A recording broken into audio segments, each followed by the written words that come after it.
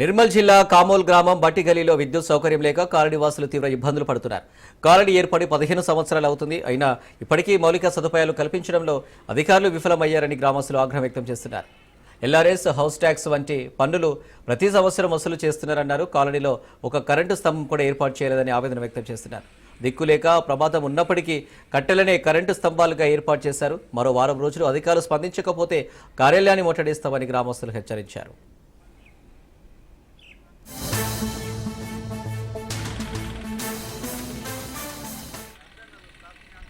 గ్రామంలో కొత్త కాలనీలో విద్యుత్ స్తంభాలు లేక 3-4 సంవత్సరాల నుంచి అక్కడ కాలనీ వాసులకు కరెంట్ సదుపాయం లేదు. కాలనీ వాసులు గ్రామ పంచాయతీలో చాలా సార్లు చెప్పడం జరిగింది. మేము కూడా పై అధికారులకు చెప్పడం జరిగింది. పై అధికారులు మన ఎలక్ట్రిక్ డిపార్ట్మెంట్ కి చెప్పి చేయిస్తానని చెప్పడం జరిగింది. ఇంటి పన్ను మనకు రికార్డ్స్ ఉన్నాయి కాబట్టి ఇంటి పన్ను వాళ్ళు ప్రతి సంవత్సరం కడతారు.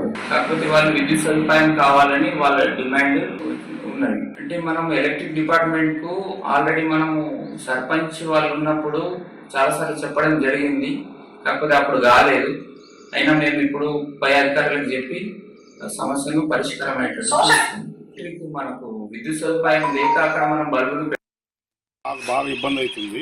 మీరు కానీ కరెంటు పోతే 10 రోజుల చర్య తీసుకోకపోతే మేమందరం ఈ 4 గల్లీలకి వెళ్ళి మేమంతా ముట్టడి చేస్తాం. బాగా ఇబ్బంది అవుతుంది. మాకు బాగా ఇబ్బంది అవుతుంది. ధర్నాకు దిగుతాము. మీ ఇష్టం ఏమన్నా కానీ మాకు హెల్ప్ చేయండి దయచేసి. ఇప్పుడు 4-5 సంవత్సరాలు గరుపట్టి కడుతున్నాం, అన్ని కడుతున్నాము, అన్ని చేస్తున్నాం. ఈడ మాకు సీసీ రోడ్ లేకపోతే మా కరెంటు గురించి మేము అడుగుతున్నాం.